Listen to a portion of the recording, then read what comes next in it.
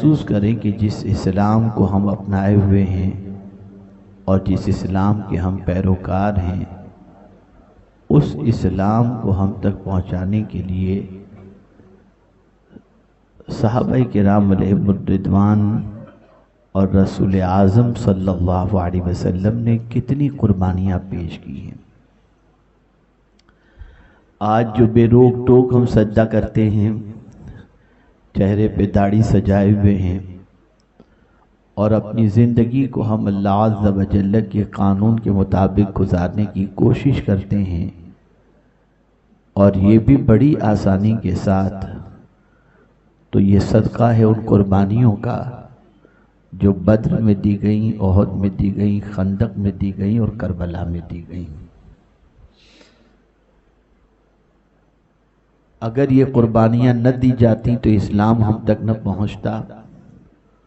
اور اگر اسلام ہم تک نہ پہنچتا تو پتہ نہیں ہم کہاں ہوتے، کس حال میں اپنی زندگی کو گزار رہے ہوتے۔ شعبہ قسمت کہ ہم نے اسلام مفت کے اندر پایا تو اس کی جیسی قدر ہونی چاہیے ویسی قدر ہم نہیں کرتے، جس کی وجہ سے نہ ہم دوسروں تک اسلام پہنچاتے ہوئے نظر آتے ہیں، نہ اپنی زندگی میں اسلام کو نافذ کرتے ہوئے نظر آتے ہیں۔ دنیا میں انسان اس سلسلے میں بڑا خود غرض واقع ہوا ہے۔ اگر کسی انسان کو کوئی ستائے، کوئی اذیت پہنچائے، کوئی تکلیف پہنچائے، تو اس انسان کی تمنا یہ ہوتی ہے کہ تکلیف پہنچانے والے کو بھی تکلیف سے گزرنا چاہیے، اور کوئی اگر اسے تکلیف پہنچانے والا مل جائے اور تکلیف پہنچائے تو وہ انسان خوشی سے مچلنے لگتا ہے۔ لیکن جب ہم پیغمبر رحمت صلی اللہ علیہ وسلم کی حیات طیبہ کا مطالعہ کرتے ہیں تو ہماری عقل دنگ رہ جاتی ہے کہ جب پیغمبر رحمت صلی اللہ علیہ وسلم کو ابو جہل نے زد و کوب کیا،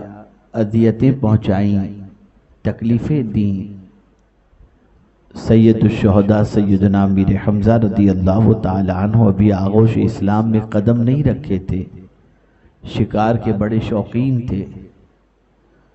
جب شکار سے پلٹ کر کے آئے تو ان کی لونڈی نے ان سے کہا کہ تمہیں شکار سے فرصت نہیں، اور تمہارے بھتیجے کو آج ابو جہل نے بہت ستایا ہے، بہت تکلیف پہنچائی۔ سننے کے بعد امیر حمزہ سیدھے ابو جہل کی تلاش میں نکلتے ہیں، ابو جہل کو پا لیا، بدلہ لیا، رسول اعظم صلی اللہ علیہ وسلم کو ستانے کا، اتنا مارا کہ اس کی کھوپڑی پھوڑ ڈالی، اور پھر حضور کی تلاش میں نکلے۔ جب رسول اعظم صلی اللہ علیہ وسلم مل گئے، ابھی امیر حمزہ آغوش اسلام میں قدم نہیں رکھے تھے، لیکن آقا کریم صلی اللہ علیہ وسلم کو تلاش کر کے جب پا لیتے ہیں تو مصطفیٰ جان رحمت صلی اللہ علیہ وسلم سے عرض کرتے ہیں، بھتیجے میں نے تمہارے دشمن سے بدلہ لے لیا ہے، اس نے تم کو ستایا تھا، میں نے اس کو اتنا مارا کہ اس کا سر پھوڑ دیا ہے، اب تو تم خوش ہو نا؟ قربان جائیے میرے آقا صلی اللہ علیہ وسلم کی عظمتوں پر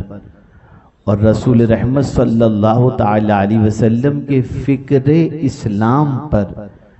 ارشاد فرماتے ہیں، چچا مجھے خوش کرنا چاہتے ہیں آپ؟ کہا ہاں۔ تو فوراً فرماتے ہیں سیدنا مختار کائنات صلی اللہ علیہ وسلم، میرے چچا اگر مجھے خوش کرنا چاہتے ہیں تو بس ایک بار کلمہ پڑھ لو، میں خوش ہو جاؤں گا۔ فوراً امیر حمزہ کلمہ طیبہ پڑھ کر آغوش اسلام میں قدم رکھتے ہیں، اور آقا کریم صلی اللہ علیہ وسلم اپنے چچا سے اتنی محبت فرماتے جس کی کوئی انتہا نہیں۔ اور یاد رکھیں، ہم اور آپ بہت سارے بزرگوں کے مزار پر حاضری کے لیے تشریف لے جاتے ہیں، وہ کتنے خوش نصیب ہوں گے جن کی مزار پر خود رسول اعظم تشریف لے جاتے ہیں۔ سید الشہداء سیدنا امیر حمزہ رضی اللہ تعالیٰ عنہ کی ذات وہ ذات ہے جن کی مزار پر حاضری کے لیے رسول اعظم صلی اللہ علیہ وسلم ہر بدھ کو تشریف لے جاتے تھے۔ میں صرف تحدیث نعمت کی خاطر کہتا ہوں، میرے گھر میں ہر بدھ کو الحمدللہ ہر بدھ کو سید الشہداء سیدنا امیر حمزہ رضی اللہ تعالیٰ عنہ کی فاتحہ اور ختم شریف ہوتا ہے، ہر بدھ، ایوری بدھ الحمدللہ۔ اس لیے کہ آپ کا کوئی بھی کام اٹکتا ہو تو سید الشہداء کے وسیلے سے آپ دعا کریں، اللہ تعالی ہر کام بنا دیتا ہے۔ میرے پیارے آقا صلی اللہ تعالی علیہ وسلم کے پیارے دیوانوں، قرآن مقدس میں اللہ عز و جل نے جنگ احد کا تفصیل کے ساتھ ذکر کیا ہے۔ اللہ عز و جل ارشاد فرماتا ہے وَإِذْ غَدَوْتَ مِنْ أَهْلِكَ تُبَوِّئُ الْمُؤْمِنِينَ مَقَاعِدَ لِلْقِتَالِ وَاللَّهُ سَمِيعٌ عَلِيمٌ۔ اور یاد کرو اے محبوب صلی اللہ علیہ وسلم، جب تم صبح کو اپنے دولت خانے سے برآمد ہوئے، مسلمانوں کو لڑائی کے مورچوں پر قائم کرتے، اور اللہ سنتا جانتا ہے۔ رسول رحمت صلی اللہ تعالی علیہ وسلم تک یہ بات پہنچی کہ جنگ بدر کا بدلہ لینے کے لیے ابو سفیان نے ایک فوج تیار کر رکھی ہے جو کم و بیش 3000 افراد پر مشتمل تھی۔ بدر کے اندر مکے کے بڑے بڑے رئیس اور سرداران قبیلہ جو ہے وہ قتل کیے گئے تھے۔ کوئی گھر مکے کا ایسا نہیں تھا جس گھر کا کوئی فرد جنگ بدر کے اندر قتل نہ کیا گیا ہو۔ جوش انتقام کے اندر، بدلے کی تڑپ کے اندر ہر ایک کے سینے کے اندر نفرت بھری ہوئی تھی، اور ہر ایک یہ چاہتا تھا کہ کسی نہ کسی طریقے سے بدر کا بدلہ لیا جائے۔ تیاری کی گئی، پلان کیا گیا، منصوبہ بندی ہوئی، اور اس کے بعد منصوبہ بندی میں ابو سفیان نے جب میٹنگ کی تو ابو سفیان کے گھر پر میٹنگ کے اندر لوگوں نے ابو سفیان سے کہا، ابھی وہ آغوش اسلام میں قدم نہیں رکھے تھے، تو ابو سفیان سے لوگوں نے کہا کہ اب آپ کے علاوہ کوئی ایسا نہیں جسے ہم سرداری کے لیے منتخب کر سکیں، اور جنگ کے میدان کے لیے بھی آپ ہمارے سرپرست اور سردار، اور یوں بھی آپ ہمارے سردار ہیں۔ اب ایک کام کیا جائے کہ جنگ یوں تو نہیں ہوتی، جنگ کے لیے رقم کی ضرورت ہوتی ہے، ساز و سامان کی ضرورت ہوتی ہے۔ تو ابو سفیان تجارت کا قافلہ لے کر کے پہنچا ہی تھا، اور اس زمانے میں جب تجارت ہوتی تھی تو نفع کا سسٹم ایسا تھا کہ 1 روپے پر 1 روپیہ رکھا جاتا تھا، اور اس کو لوگ تسلیم کر لیتے تھے کہ اس سے زیادہ نفع نہیں کوئی لے رہا ہوگا۔ تو اس زمانے میں طے ہوا کہ جتنا مال تجارت ہے اس سے جو نفع آنے والا ہے وہ سارا نفع جنگ کے سلسلے میں ہم لوگ خرچ کریں گے۔ اتفاق رائے سے یہ ساری رقم جنگ کے لیے تیار، جنگ کے لیے جمع ہو گئی۔ ابو سفیان کو ذمہ دار بنایا گیا، اس کے لیے وہ پہلے سے بھی آمادہ تھے اور چاہتے بھی تھے، تو ہو گیا معاملہ۔ اور اس کے بعد پھر جنگ کے سلسلے میں حکمت عملی تیار کی گئی۔ حکمت عملی کے سلسلے میں یہ ہوا کہ میدان جنگ کے اندر کبھی کبھی پیر اکھڑ جاتے ہیں، میدان جنگ کے اندر انسان پیٹھ دکھا کر بھاگ جاتا ہے، میدان جنگ کے اندر کبھی حوصلے پست ہو جاتے ہیں،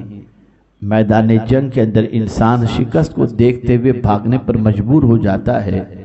تو پھر ابو سفیان اور دیگر لوگوں نے بیٹھ کر کے منصوبہ تیار کیا کہ ہم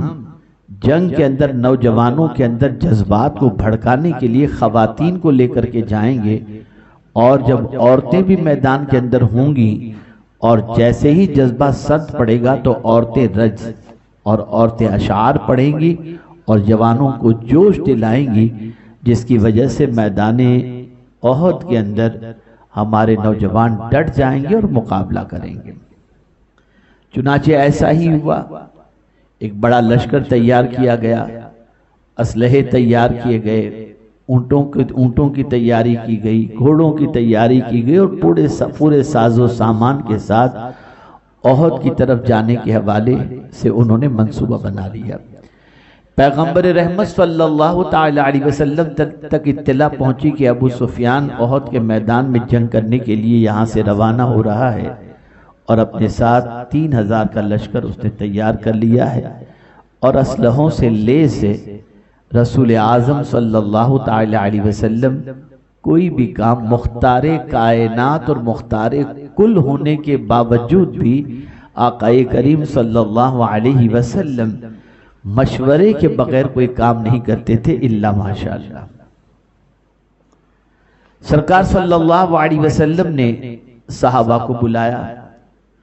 اور پہلی مرتبہ ایسا اتفاق ہوا کہ عبداللہ ابن ابی کو بھی بلایا جو رئیس المنافقین تھا، اسے بھی مشورے میں شامل فرمایا۔ کبھی اس کو مشورے میں نہیں بلاتے تھے، پہلی بار حضور صلی اللہ علیہ وسلم نے اسے مشورے کے لیے بھی بلایا۔ مشورہ ہوا کہ کیا کیا جائے، جنگ ہمارے سر پر مسلط کی جا رہی ہے، مدینے میں رہ کر کے جنگ کی جائے یا مدینے سے باہر جا کر کے جنگ کی جائے۔ سب نے کہا یا رسول اللہ صلی اللہ علیہ وسلم آپ کی رائے کیا ہے؟ تو آقا کریم صلی اللہ علیہ وسلم نے فرمایا میری رائے یہ ہے کہ ہم یہاں رہ کر کے جنگ کریں۔ عبداللہ ابن ابی بھی اتفاق سے اسی رائے سے اتفاق رکھتا تھا، لیکن جوان بہرحال جوان ہوتا ہے۔ جوانوں نے جو بدر کی جنگ میں شریک نہیں تھے، اس کے بعد اسلام جنہوں نے قبول کیا تھا، ان کے اندر شہادت کا جذبہ تھا۔ انہوں نے کہا یا رسول اللہ صلی اللہ علیہ وسلم ہمیں آپ جو فرمائیں وہ ہمارے سر اور آنکھوں پر، لیکن ہماری تمنا یہ ہے کہ دشمن کو یہاں تک پہنچنے ہی نہ دیا جائے، میدان احد میں یا جہاں وہ خیمہ ڈالے وہاں پر جا کر کے ان سے جنگ کی جائے، مدینے سے باہر نکل کر کے جنگ کی جائے، ہم اپنی جان کی بازی لگا دیں گے۔ اور اس جوش و جذبے کے ساتھ نوجوانوں نے کہا کہ سرکار صلی اللہ علیہ وسلم نے ان کی رائے کا احترام کیا، اور حضور صلی اللہ علیہ وسلم نے ان کی بات سننے کے بعد کوئی جواب دینے کی بجائے آقا کریم صلی اللہ علیہ وسلم اپنے حجرے میں تشریف لائے، اور تشریف لانے کے بعد جنگی لباس حضور صلی اللہ علیہ وسلم نے پہنا، اور پہن کر جب تیار ہو کر کے باہر نکلے تو باہر نکلتے ہی صحابہ نے جو مشورہ دیا تھا، نوجوان صحابہ نے، انہوں نے حضور صلی اللہ علیہ وسلم کو اس حال میں دیکھ کر کے تھوڑے سے اپسیٹ ہو گئے کہ شاید ہم نے جلدی کر دی، اور سرکار صلی اللہ علیہ وسلم کی رائے سے اتفاق نہ رکھ کر کے ہم نے آقا کریم صلی اللہ علیہ وسلم کو میدان جنگ میں اترنے کے لیے اس طریقے سے سرکار صلی اللہ علیہ وسلم پر شاید ہم نے فورس کر دیا۔ تو پھر فوراً وہ نوجوان صحابہ کہنے لگے یا رسول اللہ صلی اللہ تعالی علیہ وسلم ہم سے غلطی ہو گئی، سرکار ہم یہیں رہ کر کے جنگ کریں گے۔ اب ایک قائد کس طریقے کا ہوتا ہے، قائد کے لیے آقا کریم صلی اللہ علیہ وسلم نے یہاں پر دو نقطے بیان فرمائے جو بہت اہم ہیں۔ سرکار صلی اللہ علیہ وسلم نے پہلی بات یہ فرمائی کہ نبی جب جنگ کا لباس پہن لیتا ہے تو پھر اتارتا نہیں ہے، اور دوسری بات سرکار صلی اللہ علیہ وسلم نے کبھی بھی تلوار پر، افراد پر، یہ میرا جملہ یاد رکھیے گا، ہر دین کے کام کرنے والے کو یہ نقطہ ذہن میں رکھنا چاہیے، بلکہ ہر ایک کو۔ آقا کریم صلی اللہ علیہ وسلم نہ فوج پر بھروسہ کرتے تھے، نہ تلوار پر بھروسہ کرتے تھے، نہ افراد پر بھروسہ کرتے تھے، حضور جو بھی کام کرتے تھے اللہ پر بھروسہ کر کے کرتے تھے۔ اسے ذہن میں رکھیں۔ یہاں سے دو بات دین کے قائدین کے لیے ضروری ہے سمجھنا، اور وہ یہ ہے کہ جب کوئی ارادہ کر چکو تو پھر اس پر ڈٹ جاؤ، اور پھر کیا کرو، قدم اٹھاؤ اور اللہ پر بھروسہ کرو۔ اللہ پر بھروسہ کرو۔ مشورہ ہوا، ساری چیزیں ہوئی، حضور کو جنگی لباس میں دیکھ کر صحابہ کو پریشانی ہوئی، جس کی وجہ سے انہیں اپنی رائے پر شرمندگی محسوس ہونے لگی، لیکن رسول اعظم صلی اللہ تعالی علیہ وسلم نے جو فیصلہ فرما لیا تھا وہ حضور صلی اللہ علیہ وسلم کا فیصلہ اٹل تھا۔ کم و بیش 1000 صحابہ کے ساتھ رفقا کے ساتھ سرکار صلی اللہ علیہ وسلم احد کی طرف تشریف لے گئے۔ یعنی اطلاع مل چکی تھی کہ فلاں جگہ پر ان لوگوں نے پڑاؤ ڈالا ہے اور وہاں پر وہ لوگ موجود ہیں۔ آقا کریم صلی اللہ علیہ وسلم اس جگہ کے لیے روانہ ہوئے، لیکن روانہ ہونے سے پہلے جمعہ کی نماز رسول اعظم صلی اللہ علیہ وسلم نے پڑھائی، اور جمعہ کی نماز کے بعد ایک صحابی کی نماز جنازہ بھی حضور نے پڑھائی، اور اس کے بعد آقا کریم صلی اللہ علیہ وسلم احد کے لیے تشریف لے گئے۔ رسول گرامی وقار صلی اللہ تعالی علیہ وسلم جب وہاں جانے لگے تو 1000 جو سرکار صلی اللہ علیہ وسلم کے ساتھ لوگ تھے، ان میں عبداللہ ابن ابی کے 300 تھے۔ تو عبداللہ ابن ابی نے پہنچنے کے بعد پھر راہ فرار اختیار کر لی اور اپنے 300 لوگوں کو ساتھ لے کر کے وہ واپس ہو گیا، یہ کہتا ہوا کہ میری رائے نہیں مانی گی، میں نے تو کہا تھا کہ جنگ کرنی ہو تو یہاں رہ کر کے کی جائے، وہاں جا کر کرنے کی ضرورت نہیں، تو میری رائے نہیں مانی گی، اس لیے میں واپس جا رہا ہوں۔ تو عبداللہ ابن ابی نے اپنے 300 لوگوں کو لے کر کے واپس جانے کا ارادہ کیا اور نکل گیا۔ رسول اعظم صلی اللہ علیہ وسلم نے یہ 300 لوگوں کی تعداد کو جاتے ہوئے دیکھا، پھر بھی مصطفیٰ جان رحمت صلی اللہ علیہ وسلم نے جو ارادہ کیا تھا اس ارادے کے اندر کوئی سرکار صلی اللہ علیہ وسلم کی تبدیلی نہیں ہوئی۔ آقا کریم صلی اللہ علیہ وسلم اپنے ارادے ہی پر قائم رہے۔ میرے پیارے آقا صلی اللہ علیہ وسلم کے پیارے دیوانوں، یہ در حقیقت ایک پالیسی تھی کہ جب اتنی بڑی تعداد واپس ہو جائے گی تو باقی جو فوج ہے، باقی جو افراد ہیں، باقی جو مجاہدین ہیں، ان کے جذبات سرد ہو جائیں گے، اور سرد جذبات کی بنیاد پر یہاں سے یہ لوگ واپس ہو جائیں گے۔ اور چونکہ عبداللہ ابن ابی منافق تھا،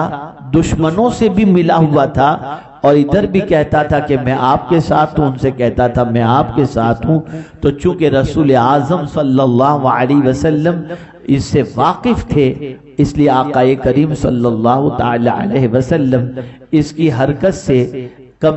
آقا کریم صلی اللہ علیہ وسلم کی ہمت کم نہیں ہوتی، بلکہ رسول اعظم صلی اللہ علیہ وسلم اور صحابہ اپنے فیصلے پر اٹل رہتے۔ ہاں، 2 قبیلے ایسے تھے جن کے کچھ افراد ڈگمگ ہوئے عبداللہ ابن ابی کے جانے سے۔ ان کے دل کے اندر بھی خیال ہوا کہ کہیں ایسا نہ ہو کہ اتنی بڑی تعداد جو ہمارے سامنے مقابلے کے لیے ہے، اس تعداد کے ساتھ مقابلہ کرنا مشکل ہو جائے اور ہم اس کے اندر مارے جائیں۔ تو ان کے قدم بھی ڈگمگا رہے تھے، لیکن اللہ اکبر، پروردگار جل جلالہ نے بڑی پیاری بات ان کے حوالے سے فرمائی، ارشاد فرمایا اذ ہمت طائفتان منکم ان تفشلا واللہ ولیہما وعلی اللہ فلیتوکل المؤمنون۔ جب تم میں کے 2 گروہوں کا ارادہ ہوا کہ نامردی کر جائیں، اللہ ان کو سنبھالنے والا ہے، اور مسلمانوں کو اللہ ہی پر بھروسہ کرنا چاہیے۔ تو یہ 2 گروہ تھے تو حضور کی محبت میں گرفتار، منافق نہیں تھے، لیکن ان کا ارادہ جب واپس جانے کا ہوا تو میرے رب نے ان کو سنبھال لیا اور ان کے دل کو جما دیا، تو وہ جانے سے رک گئے اور سرکار صلی اللہ علیہ وسلم کا ساتھ دینے کے لیے تیار ہو گئے۔ اسی لیے پروردگار جل جلالہ نے فرمایا تمہارے سامنے 1000 دشمنوں کی تعداد کی کثرت کیوں نہ ہو، اگر تم مومن ہو تو اس کو مت دیکھو، اپنے پروردگار کو دیکھو، اور اللہ پر بھروسہ صرف ایمان والا ہی کیا کرتا ہے۔ میرے پیارے آقا صلی اللہ تعالی علیہ وسلم کے پیارے دیوانوں، رسول گرامی وقار صلی اللہ تعالی علیہ وسلم نے جنگی حکمت عملی کی بنیاد پر، میں یہاں پر ایک بہت بڑی کانفرنس کے اندر، خاص طور پر امریکہ کے اندر، امریکہ کی کورٹ کے اندر جب میری تقریر تھی، وہاں بڑی تعداد کے اندر لوگ موجود تھے، دانشوران قوم و ملت، وہاں کے وکلاء بھی موجود تھے۔ وہاں میں نے ایک بات کہی تھی تو وہاں کا میئر بعد میں آ کر کے مجھ سے ملا کہ اس قسم کی گفتگو اگر ہوتی ہے تو لوگوں کے دل و دماغ کے اندر اسلام کے سلسلے میں اور پیغمبر اسلام صلی اللہ علیہ وسلم کے سلسلے میں عظمتیں بیٹھیں گی۔ ان میں سے ایک بات، اس کا ایک نقطہ میں آپ کے سامنے عرض کروں۔ دنیا کے اندر جو تاجر ہوتا ہے، اکنومی کا جو ماہر ہوتا ہے، وہ اکنومی کے سلسلے میں رہنمائی کر سکتا ہے۔ دنیا کا کوئی اگر ایجوکیشنسٹ ہے تو وہ تعلیم کے سلسلے میں رہنمائی کر سکتا ہے۔ دنیا کا کوئی جرنل ہے تو میدان جنگ کے سلسلے میں رہنمائی کر سکتا ہے۔ دنیا کا کوئی لائر ہے، جج ہے تو وہ قانون کے سلسلے میں رہنمائی کر سکتا ہے۔ یا رسول اللہ، آپ کی عظمتوں پر قربان، دنیا میں جتنے بھی شعبے ہیں، ہر شعبے میں جہاں جہاں رہنمائی کی ضرورت پیش آئی، مدینے کے تاجدار تنہا وہ ہیں جو ہر شعبے میں رہنمائی کرتے ہوئے نظر آتے ہیں۔ جنگ کے میدان میں کیسی حکمت عملی ہونی چاہیے، میں آپ کو کیا بتاؤں کہ رسول اعظم صلی اللہ علیہ وسلم نے کسی اور شہر کی طرف ہجرت کرنے کا ارادہ کیوں نہیں فرمایا؟ مدینے ہی کے لیے ہجرت کا ارادہ کیوں فرمایا؟ یہ بھی ایک عظیم فلسفہ ہے جسے سمجھنا بہت ضروری ہے، اور یہ بھی ایک جنگی حکمت عملی ہے۔ میرے پیارے آقا صلی اللہ تعالی علیہ وسلم کے پیارے دیوانوں، مدینہ چونکہ پہاڑوں سے گھرا ہوا ہے، اور اسی کے ساتھ ساتھ مکے والوں کا سامان تجارت اور یعنی ان کا سفر تجارت جو ہوتا، وہ ملک شام سے جب وہ آتے تو مدینے ہو کر کے آتے تھے۔ سرکار صلی اللہ علیہ وسلم نے مدینے ہی کو اپنا کیپٹل بنانے کا ارادہ فرمایا، تاکہ جب وہ وہاں سے آئیں، اگر یہاں ہمارا کنٹرول ہوگا تو ہمیں ستانے کی کوشش کریں گے تو ان کا راستہ روک دیا جا سکتا ہے۔ اور پہاڑوں سے یہ گھرا ہوا شہر جو ہے وہ ڈیفینس کے سلسلے میں بڑی اہمیت رکھتا ہے۔ اس کا اندازہ لگانا ہو تو اس سے لگائیے کہ رسول اعظم صلی اللہ علیہ وسلم نے میدان احد کا جائزہ لیا، اور وہاں موجود دشمنان اسلام کا جائزہ لیا، ان کے لشکر کا جائزہ لیا، اور پھر میدان کا جائزہ لینے کے بعد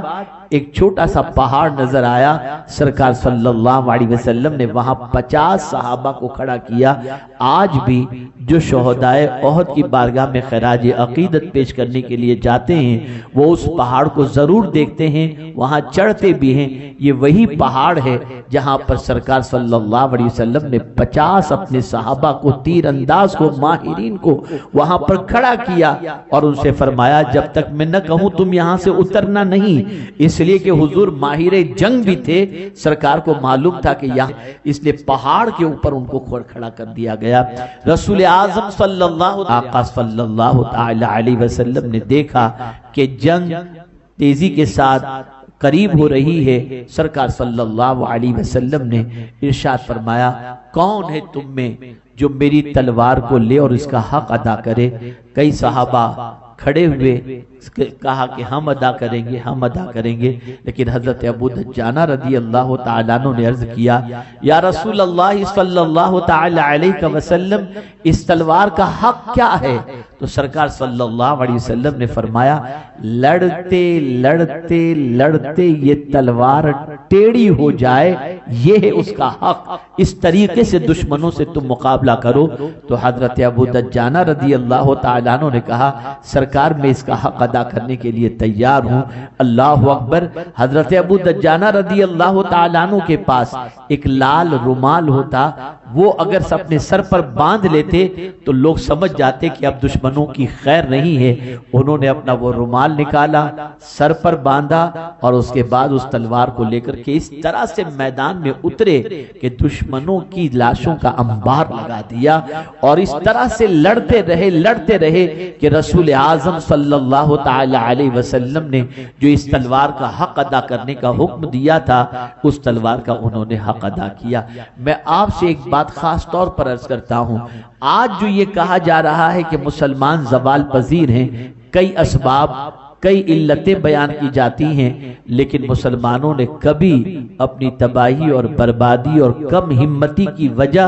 جاننے کی کوشش نہیں کی۔ اس کی سب سے بڑی وجہ یہ ہے کہ مسلمانوں میں دو برائیاں پیدا ہو چکی ہیں، جس کی وجہ سے مسلمان ڈرپوک بھی ہو گیا اور مسلمان کے حوصلے پست بھی ہو گئے اور مسلمان کمزور بھی ہو گیا، بے وزن بھی ہو گیا، بے وقعت بھی ہو گیا۔ اور وہ دو چیزیں کون سی ہیں؟ تو سرکار صلی اللہ علیہ وسلم فرماتے حب الدنیا و کراہیت الموت، دنیا کی محبت اور موت سے نفرت۔ یہ دو چیزیں ایسی ہیں کہ یہ اگر کسی قوم کے اندر آ جائے تو اس قوم کا حوصلہ پست ہو جاتا ہے، وہ قوم مردار ہو جاتی ہے، اس قوم کے اندر کوئی طاقت نہیں رہتی۔ تو میرے پیارے آقا صلی اللہ علیہ وسلم کے پیارے دیوانوں، صحابہ کی پوزیشن کیا تھی؟ صحابہ کے دلوں کے اندر دنیا کی محبت نہیں تھی، بلکہ وہ تو دنیا نبی کے قدموں پہ قربان کرنے کے لیے تیار تھے۔ صحابہ کے دلوں کے اندر موت کا ڈر نہیں تھا، بلکہ وہ موت کے انتظار میں لگے رہتے تھے کہ جان نکلے تو اللہ کی راہ کے اندر نکلے، مصطفیٰ جان رحمت صلی اللہ علیہ وسلم کی محبت میں نکلے۔ اس لیے ہر صحابی راہ خدا میں جان دینے کے لیے بھی تیار، اور ہر صحابی مال کو اللہ کے نام پہ قربان کرنے کے لیے تیار۔ ان کے دل میں مال کی محبت سے زیادہ اللہ عز و جل اور اس کے پیارے حبیب صلی اللہ علیہ وسلم کی محبت تھی۔ میرے پیارے آقا صلی اللہ علیہ وسلم کے پیارے دیوانوں، جنگ شباب پر ہوتی ہے، یکے بعد دیگر آپس کے اندر مقابلہ ہوتا ہے اور بہت سارے لوگ کیفر کردار تک پہنچتے ہیں، مارے جاتے ہیں، یہاں تک کہ اللہ عز و جل نے مسلمانوں کو فتح عطا فرما دی، یہاں تک کہ ابو سفیان اپنے باقی ماندہ لوگوں کے ساتھ روانہ ہو جاتا ہے، بھاگ جاتا ہے۔ جب بھاگتے ہوئے وہ 50 صحابہ جن کو سرکار صلی اللہ علیہ وسلم نے پہاڑ کے ٹیلے پر کھڑا کر دیا تھا، انہوں نے جب دیکھا کہ یہ لوگ یہاں سے بھاگ رہے ہیں اور اب تو دشمن پر اللہ نے مسلمانوں کو فتح عطا فرما دی، تو آپس میں گفتگو کرتے ہیں کہ اب تو جنگ فتح ہو چکی ہے، جنگ میں کامیابی نصیب ہو چکی ہے، چلو اب یہاں سے اترتے ہیں۔ لیکن اس موقع پر ان کے کمانڈر نے کہا تھا، ذمہ دار نے کہا تھا کہ رسول اعظم صلی اللہ تعالی علیہ وسلم نے جب تک کہ میں نہ کہوں اس وقت تک نہ اترنا یہ فرمایا تھا، اس لیے ہم کو یہیں رہنا چاہیے۔ لیکن کم و بیش 35 صحابہ نے اس بات پر توجہ دینے کی بجائے اپنی رائے پر عمل کیا اور وہاں سے وہ 35 صحابہ اتر گئے اور اس ٹیلے پر ٹوٹل 15 رہ گئے۔ اب خالد بن ولید جو گھوڑوں پر سوار تھے اور تقریباً 100 گھوڑوں کے ساتھ، ان کے ساتھ جو ہے 100 گھوڑے کے ساتھ فوج موجود تھی، ابھی اسلام انہوں نے قبول نہیں کیا تھا۔ انہوں نے اس مورچے کو دیکھا کہ یہ خالی ہے، بس وہیں سے وہ دوڑے اور دوڑنے کے بعد انہوں نے حملہ کیا، وہ 15 کے 15 صحابہ کو شہید کیا۔ اور اس کے بعد وہ لوگ، وہ صحابہ جو میدان احد کے اندر فتح کے بعد مال غنیمت سمیٹنے میں لگے ہوئے تھے، اللہ اکبر، ان کے اوپر حملہ کیا اور دیکھتے دیکھتے یہ جنگ جو فتح ہو چکی تھی وہ شکست میں تبدیل ہوتی ہوئی نظر آئی، اور کم و بیش 70 صحابہ اس جنگ کے اندر شہید ہوئے، جن میں سیدنا امیر حمزہ رضی اللہ تعالیٰ عنہ بھی شہید ہوئے۔ ایک مزاج ملا، ایک سوچ ملی۔ رسول گرامی وقار صلی اللہ علیہ وسلم کس جگہ سے ہم کوتاہی برتیں گے تو ہمارا نقصان ہوگا؟ حضور جنگی حکمت عملی اور پالیسی کو جانتے تھے، اور وہی ہوا کہ جہاں سے حضور کو خطرہ تھا وہاں سے صحابہ نے حضور کے حکم کے انتظار کیے بغیر تھوڑی سی جلدی کر لی، جس کے نتیجے کے اندر 70 صحابہ جام شہادت نوش فرمائے، اور وہ ابو سفیان جو بھاگا تھا وہ پلٹ کر کے واپس آ جاتا ہے۔ میرے پیارے آقا صلی اللہ علیہ وسلم کے پیارے دیوانوں، پھر حضور صلی اللہ علیہ وسلم، آپ اندازہ لگائیے، پیغمبر رحمت صلی اللہ تعالی علیہ وسلم پر تیر کی بوچھار ہوتی ہے، لیکن قربان صحابہ کی عظمت پر اس طرح سے ڈھال بن کر حضور صلی اللہ تعالی علیہ وسلم کے سامنے کھڑے تھے کہ کئی صحابہ کے حوالے سے فرمایا گیا، حضرت قتادہ رضی اللہ تعالیٰ عنہ کے حوالے سے فرمایا گیا، 80 سے زیادہ تیر ان کو لگے تھے، لیکن وہ اپنی جگہ سے ہلے نہیں اور حضور صلی اللہ علیہ وسلم کا پہرا دیتے رہے۔ اللہ اکبر۔ لیکن ایک شخص ایسا بھی تھا جس نے حضور صلی اللہ علیہ وسلم جو لوہے کی ٹوپی سرکار صلی اللہ علیہ وسلم نے پہن رکھی تھی اس پر تلوار کا وار کیا، جس کی وجہ سے آقا کریم صلی اللہ علیہ وسلم کے دندان مبارک شہید ہوئے اور آپ کے منہ مبارک سے خون کا فوارہ بہنے لگا۔ میرے پیارے آقا صلی اللہ تعالی علیہ وسلم کے پیارے دیوانوں، اور یہ بات مشہور ہو گئی کہ رسول اعظم صلی اللہ علیہ وسلم شہید ہو گئے ہیں، اور جیسے یہ بات مشہور ہوئی صحابہ کرام علیہم الرضوان کی ایک عجیب کیفیت تھی، لیکن اللہ اکبر، سیدنا فاروق اعظم رضی اللہ تعالیٰ عنہ کہتے ہیں کہ میں نے تو یہ سوچا آپ جنگ کر کے کیا کریں گے، جب حضور صلی اللہ علیہ وسلم بھی شہید ہو گئے تو آپ جنگ کر کے کیا کریں گے، لیکن اتنے میں صحابہ نے بتایا کہ نہیں نہیں، حضور صلی اللہ علیہ وسلم تو ابھی بھی تشریف فرما ہیں، بس اتنا سننا تھا، آقا ابھی تک بقید حیات ہیں اور آقا کریم صلی اللہ تعالی علیہ وسلم جو ہے وہ چاہتے ہیں کہ دشمنوں کا مقابلہ کیا جائے۔ پھر واپس انہوں نے پوری ایڑی چوٹی کا زور لگایا، ان سے مقابلہ کیا۔ پھر ایسی سچویشن آئی کہ رسول اعظم صلی اللہ علیہ وسلم نے سب کو پھر اسی پہاڑ پر جمع ہونے کا حکم عطا فرمایا، جس پہاڑ کو چھوڑنے کی وجہ سے یہ جنگ شکست میں تبدیل ہو گئی تھی۔ پھر صحابہ جب اس پہاڑ پر چڑھے تو اب اس کے بعد صحابہ کے جنب غفیر کو پہاڑ پر دیکھنے کے بعد خالد بن ولید اور ابو سفیان دونوں چونکہ مسلمان نہیں ہوئے تھے تو دونوں آپس میں مسلمانوں کے دشمن تو تھے ہی، دونوں کی رائے میں اختلاف ہوا۔ خالد بن ولید نے کہا چلو چل کر کے ان پر حملہ کر دیا جائے اور ان کو صفحہ ہستی سے مٹا دیا جائے۔ ابو سفیان نے کہا نہیں، پہاڑ سے یہ لوگ پتھر پھینک کر ہمارے گھوڑے کی ٹانگیں توڑ ڈالیں گے، ہمارے لیے جانا مشکل ہو جائے گا۔ اس اختلاف کے بعد پھر جنگ جو ہے اسی طریقے سے ختم ہو گئی۔ میرے پیارے آقا صلی اللہ علیہ وسلم کے پیارے دیوانوں، لیکن اس میں 70 صحابہ شہید ہو چکے تھے۔ رسول اعظم صلی اللہ علیہ وسلم کے چہیتے چچا سیدنا امیر حمزہ رضی اللہ تعالیٰ عنہ نے بھی جام شہادت نوش فرمایا، لیکن جام شہادت نوش فرمانے سے پیش سیدنا امیر حمزہ رضی اللہ المولا تبارک و تعالیٰ عنہ نے نہ جانے کتنے دشمنوں کو واصل جہنم کیا، اور آقا کریم صلی اللہ علیہ وسلم سے اتنی محبت فرماتے سید الشہداء کہ میں آپ کو کیا بتاؤں، رسول رحمت صلی اللہ علیہ وسلم کے دیدار کے بغیر ان کو چین نہیں ملتا تھا۔ مصطفیٰ جان رحمت صلی اللہ علیہ وسلم پر اپنا سب کچھ قربان کرنے کے لیے ہمیشہ آمادہ رہتے۔ آقا کریم صلی اللہ علیہ وسلم کی الفت کا چراغ اس طریقے سے سینے میں روشن تھا کہ جب وہ اسلام قبول کرتے ہیں، آپ کو معلوم ہے اللہ اکبر، سیدنا فاروق اعظم سے پہلے انہوں نے اسلام قبول کیا۔ جب رسول اعظم صلی اللہ تعالی علیہ وسلم کو مسجد حرام میں نماز ادا کرنے نہیں دی جاتی تھی اور کعبے کا طواف نہیں کرنے دیا جاتا تھا، لیکن جب فاروق اعظم رضی اللہ تعالیٰ عنہ بھی اسلام قبول کر چکے تو 2 صفیں بنائی گئیں 20-20 کی، اس میں ایک صف کے اندر آگے امیر حمزہ تھے اور ایک صف کے آگے فاروق اعظم تھے، اور پھر یہ دونوں کہتے ہوئے آ رہے تھے جس کسی کو اپنے بچے کو یتیم کرنا ہو وہ ہم کو نماز پڑھنے سے روکے۔ اس طرح سے وہ لوگ آگے آئے اور دین کو تقویت پہنچائی، دین کو مضبوط کیا، نبی کے نام پر سب کچھ لٹانے کے لیے آمادہ ہوئے۔ اے رسول اعظم صلی اللہ تعالی علیہ وسلم کے دیوانوں، یہ بات اچھی طریقے سے یاد رکھیں، بڑی قربانیوں کے بعد یہ اسلام ہم تک پہنچا ہے۔ خود رسول اعظم صلی اللہ علیہ وسلم کے دندان مبارک شہید ہوئے۔ میں نے وہ پہاڑ کی جگہ بھی دیکھی ہے جہاں پر دندان مبارک کی شہادت کے بعد حضور صلی اللہ علیہ وسلم پہاڑ کی جس غار کے اندر سرکار تشریف لے گئے تھے اور جہاں حضور نے 2 رکعت نفل ادا فرمائی تھی، اور سرکار صلی اللہ علیہ وسلم کے سر مبارک کا نشان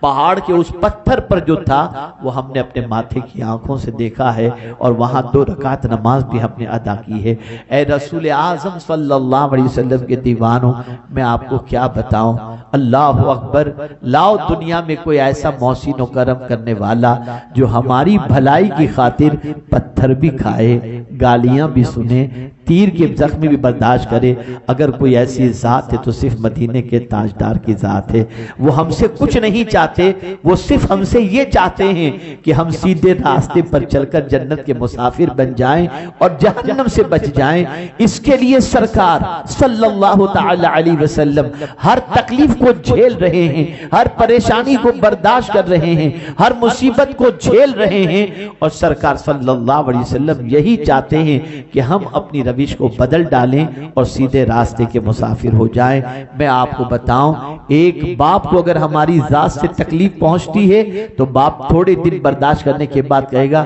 بیٹا اپنا راستہ دیکھ لو, جاؤ روانہ ہو جاؤ, اب تمہاری تکلیف تمہارا ستانا ہم گوارا نہیں کر سکتے. لیکن آپ ذرا سوچو, ہم صبح سے لے کر رات تک اور رات سے لے کر صبح تک ایسے ایسے کام کرتے ہیں جس کی بنیاد پر پیغمبر رحمت صلی اللہ علیہ وسلم کے قلب اطہر کو اذیت پہنچتی ہے, لیکن حضور صلی اللہ تعالی علیہ وسلم ہمیں یہ نہیں کہتے جاؤ تم اپنا راستہ ناپو, نہیں, بلکہ میرے امام کیا ہی خوب کہتے ہیں, کیا ہی خوب کہتے ہیں. اللہ اکبر, قربان امام محمد رضا کے عشق پر اور ان کے یقین پر اور ان کی محبت رسول پر, کہتے ہیں آسیو تھام لو دامن ان کا, وہ نہیں ہاتھ جھٹکنے والے.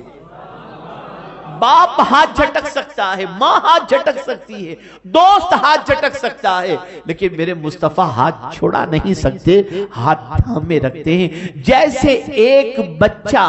اپنے باپ کا ہاتھ تھام لے تو بچہ چونکہ کمزور ہے اور اس نے طاقتور کا ہاتھ تھام لیا ہے تو باپ خود کہتا ہے کہ بیٹا ہاتھ مت چھوڑنا, ہاتھ پکڑ کے رہنا, بھیڑ بھاڑ زیادہ ہے کہیں تم گم نہ جاؤ. ایک باپ طاقتور ہو کر اپنے ننھے سے بچے کا ہاتھ نہیں چھوڑتا اگر بچہ پکڑ لے تو. مصطفیٰ جان رحمت پر ہزاروں ماں باپ قربان, ان ہزاروں ماں باپ سے زیادہ مہربان مدینے کے تاجدار ہیں. شرط یہ ہے کہ ہم ان کا دست کرم تھام لے, ان کا دامن کرم تھام. اے رسول اعظم صلی اللہ علیہ وسلم کے پیارے دیوانوں, سیدنا امیر حمزہ رضی اللہ تعالی عنہ رسول اعظم صلی اللہ علیہ وسلم کے چچاؤں میں سب سے چہیتے چچا, سب سے چہیتے چچا. سرکار صلی اللہ علیہ وسلم ان کی کوئی بات ٹالتے نہیں تھے, اور آج بھی آپ اگر سید الشہداء سیدنا امیر حمزہ رضی اللہ تعالیٰ عنہ کے مزار اقدس پر حاضر ہو کر اپنے معروضات پیش کریں اور ان سے یہ کہہ دیں, عرض کرنے کے سرکار یا سید الشہداء آپ حضور کی بارگاہ کے اندر ہماری یہ اپلیکیشن پیش کر دیجئے کہ سرکار ہماری یہ تمنا پوری فرما دیں, اور وہاں سے آپ سیدھا سرکار کی بارگاہ میں حاضر ہوں اور آقا کریم صلی اللہ علیہ وسلم کی بارگاہ میں سلام پیش کرنے کے بعد یہ عرض کریں کہ حضور اپنے چچا کی سفارش قبول فرما کر ہمارا یہ مسئلہ حل فرما دیں. حضور صلی اللہ علیہ وسلم اپنے چچا کے وسیلے سے کی جانے والی دعا کو قبول فرما لیں. ہم اپنے اسلاف کی قربانی بھول گئے, ہمیں یاد بھی نہیں, ہمارا ذوق ہمارا شوق اب بس صرف کھانا پینا اور ساری چیزیں رہ گئی ہیں. بدلو اپنے مزاج کو, ان محسنین کو یاد کرو, ان کرم فرماؤں کو یاد کرو, ان کی زندگی کو اپنے لیے مشعل راہ بناؤ, ان کے نقش قدم پر چلو, اپنے بچوں کو ان کی زندگی کے بارے میں بتاؤ, ان جنگوں کے بارے میں بتاؤ جن جنگوں کے اندر خود رسول رحمت صلی اللہ علیہ وسلم نے شرکت فرمائی تھی. اللہ اکبر, آپ کو معلوم ہے, میں بتاؤں گا تو آپ کو حیرت ہوگی, حضور صلی اللہ علیہ وسلم کے دور پاک میں اور بعد کے ادوار میں بھی کم و بیش 100 سال تک کا یہ سلسلہ رہا کہ مائیں اپنے بچوں کو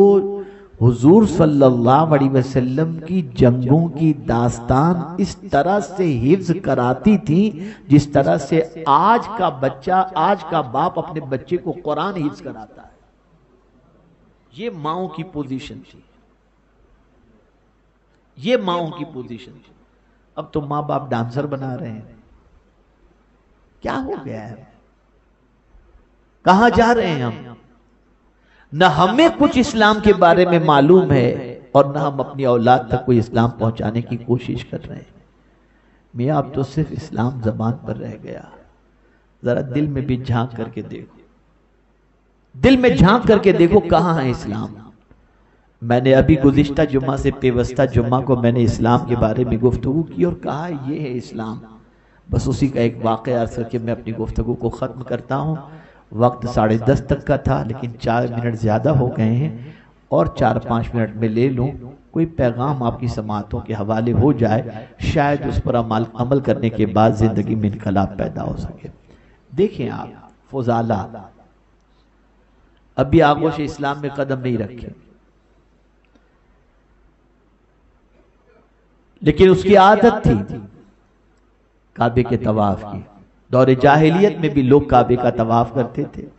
اور طواف کی بڑی عجیب سچویشن تھے، دن میں مرد ننگے طواف کرتے تھے، رات کو عورتیں ننگی طواف کرتی تھی۔ یہ کعبے کے طواف کی کیفیت تھی۔ فضالہ طواف کعبہ کے لیے نکلا، دیکھا تو اکیلے حضور صلی اللہ علیہ وسلم طواف کر رہے ہیں۔ فضالہ کے دل میں خیال پیدا ہو۔ فضالہ کی عادت کیا تھی؟ جب بھی وہ کعبے کے طواف کے لیے آتا تو راستے میں ایک گھر پڑتا، جس گھر کے اندر ایک خاتون رہتی تھی جس سے وہ بڑی محبت کرتا تھا، بیٹھتا تھا، گپ شپ کرتا تھا، پھر طواف کعبہ کے لیے آتا، پھر طواف کعبہ کر کے پلٹتا، پھر اس خاتون کے پاس بیٹھتا، گپ شپ کرتا اور پھر چلا جاتا۔ جب کعبے کے طواف کے لیے وہ آیا تو وہی ہنسی مذاق کہے وغیرہ لگا کر کے کعبے کے طواف کے لیے آیا۔ اب جب کعبے کا طواف کر رہا تھا تو اس نے دیکھا کہ حضور صلی اللہ علیہ وسلم تنہا طواف کر رہے ہیں۔ نفرت تھی دل میں حضور کے لیے، اور وہ ہمیشہ ایک چھوٹا سا چاقو اپنے ساتھ رکھتا تھا۔ اندر ہی اندر سوچنے لگا کہ یہ تو میرے لیے بہت اچھا موقع ہے، حضور آگے آگے طواف کر رہے ہیں، میں پیچھے سے حملہ کر دوں اور شمع نبوت کو گل کر دوں۔ وہ دل میں پلان بنا رہا ہے اور تھوڑا ڈسٹینس کے ساتھ حضور کے چل رہا ہے۔ میرے آقا کی عظمتوں پر قربان، سرکار صلی اللہ علیہ وسلم نے پلٹ کر فضالہ کو دیکھا اور فرمایا، فضالہ کیا سوچ رہے ہو؟ کیا سوچ رہے ہو؟ اس نے کہا کچھ بھی نہیں، تو سرکار نے اپنا دست کرم اس کے سینے پہ مارا۔ جیسے دست کرم سینے پر مارا، اس کے دل سے حضور کی نفرت نکل گئی، محبت پیدا ہو گئی، محبت پیدا ہو گئی، اور ایسی محبت پیدا ہوئی کہ اس نے کہا مجھے کلمہ پڑھا کر مسلمان کر دیجئے۔ سرکار نے کلمہ پڑھایا، فضالہ مسلمان ہو گئے۔ اب بیٹھ گئے حضور کے ساتھ، حضور مجھے کچھ سکھائیں۔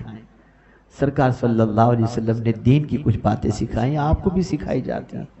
قاری عظمت صاحب ماشاءاللہ بڑی محنت کر رہے ہیں، بڑا پیار آپ ان کو دے رہے ہیں، ان کی باتیں مان رہے ہیں۔ سرکار صلی اللہ علیہ وسلم نے باتیں سکھائیں۔ بہت ساری باتوں کو سننے کے بعد پھر اطمینان ان کو ہو گیا۔ اب یہ حضرت فضالہ، دیکھیے اسلام کس کو کہتے ہیں سمجھو۔ اب حضرت فضالہ رضی اللہ تعالیٰ عنہ یہاں سے پلٹ کر جا رہے ہیں۔ پھر وہی گھر آیا جس گھر کی عورت کے ساتھ وہ بیٹھ کر گپ شپ کیا کرتے تھے، ہنسی مذاق کیا کرتے تھے۔ آئے تھے تب بھی ہنسی مذاق کرتے ہوئے آئے تھے، اور معمول کے مطابق پلٹتے وقت بھی وہ یہی کیا کرتے تھے، لیکن آج جب کعبے کے طواف کے بعد سرکار پر ایمان لانے کے بعد جب پلٹتے ہیں اور جب وہ گھر آتا ہے تو نگاہوں کو نیچی کیے ہوئے وہاں سے گزرنے لگتے ہیں۔ عورت کہتی ہے کیا ہوا فضالہ، کچھ غلطی ہو گئی ہے ہم سے کہ آج ہماری طرف نگاہ اٹھا کر دیکھتے نہیں؟ آؤ ذرا چائے تو پی لیتے ہیں۔ حضرت فضالہ رکتے نہیں، وہ کہتے ذرا جواب تو تم، مجھ سے کیا غلطی ہو گئی؟ حضرت فضالہ نے فرمایا جب تک کہ دل محمد کو نہیں دیا تھا تب تک تیری محبت تھی، اب جس کو میں نے دل دے دیا ہے اس کے علاوہ کسی کی محبت ہے ہی، وہ اجازت ہی نہیں دیتے کہ میں کسی اور کی طرف نگاہ اٹھا کر کے دیکھوں۔ یہ ہے اسلام۔ خالی نیاز کھا لینا، نعرے لگا لینا، بلے لگا لینا یہ نہیں ہے، پریکٹیکل بنو۔ جب تک کہ پریکٹس اسلام کے اندر اپنی زندگی میں نہیں آئے گی باوزن نہیں ہو سکتے۔ میرے پیارے آقا صلی اللہ علیہ وسلم کے پیارے دیوانوں، جنگ احد کو پڑھیں، قرآن کی روشنی میں پڑھیں، سید الشہداء کی زندگی۔ اور اسی کے ساتھ مجھے یاد آ گیا کہ حضرت مصعب بن عمیر پہلے داعی دین ہیں جو اس جنگ میں شہید ہوئے۔ وہ پہلے داعی دین ہے کہ جب مدینہ منورہ سے قافلہ حج کے موقع پر مکہ مکرمہ جب پہنچا تھا، تب ان لوگوں نے کہا تھا، جو لوگ تھوڑے سے مسلمان ہوئے تھے انہوں نے کہا تھا کہ ہمارے یہاں اسلام سکھانے کے لیے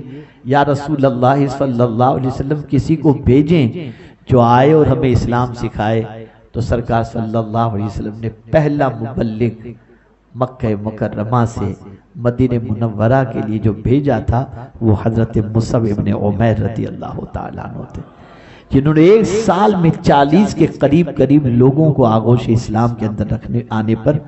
آمادہ کیا اور انہوں نے مسلمان بنایا۔ حضرت عبداللہ ابن جہش رضی اللہ تعالیٰ عنہ جلیل القدر صحابی، شہداء احد کی تعداد کم و بیش 70 کے قریب ہے۔ میرے پیارے آقا صلی اللہ تعالیٰ علیہ وسلم کے پیارے دیوانوں، یہ بڑا تفصیلی موضوع ہے، مختصر سے وقت کے اندر اس کا احاطہ نہیں کیا جا سکتا، اور نسب کے حوالے سے کچھ باتیں کہی جا سکتی ہیں۔ میں نے سید الشہداء کے سلسلے میں مختصر آپ کو بتایا، لیکن جنگ احد کے حوالے سے کچھ باتیں جو مجھے بتانی تھیں وہ میں نے آپ کی سماعتوں کے حوالے کیا تاکہ آپ محسوس کر سکیں کہ اس زمانے میں جنگیں کیسی ہوا کرتی تھی، جان کی بازی کیسے لوگ لگایا کرتے تھے، اور یہ تڑپ ان کے اندر جو پیدا ہوتی تھی اس کی سب سے بڑی وجہ یہ تھی کہ ان کا بھروسہ صرف اپنے رب پر تھا۔ وہ جان بھی اللہ کی سمجھتے تھے اور مال بھی اللہ کا سمجھتے تھے، اور اسی موقع پر یہ آیت کریمہ نازل ہوئی جب صحابہ کرام علیہم الرضوان کی پوزیشن یہ ہوئی کہ وہ فتح شکست میں بدلنے لگی تو صحابہ تھوڑے سے مزمحل ہوئے، تو میرے مولا نے فرمایا وَلَا تَهِنُوا وَلَا تَحْزَنُوا وَأَنْتُمُ الْأَعْلَوْنَ إِن كُنتُم مُؤْمِنِينَ۔ غم نہ کرو، خوف نہ کھاؤ، کامیاب تم ہی رہو گے اگر تم کامل مومن ہو تو۔ میرے پیارے آقا صلی اللہ علیہ وسلم کے پیارے دیوانوں، اللہ عز و جل آقا کریم صلی اللہ علیہ وسلم کے صدق و طفیل مجھے آپ کو سب کو امام عشق و محبت